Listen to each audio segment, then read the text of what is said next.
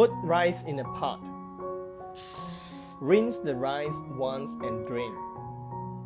Add water and soak for 30 minutes.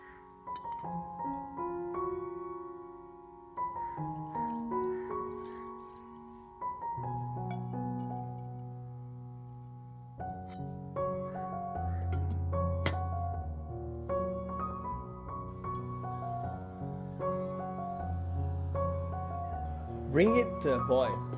Lower the heat and cover the pot. Let it cook until light and fluffy. Remove the pot from heat. Leave it for 10 minutes.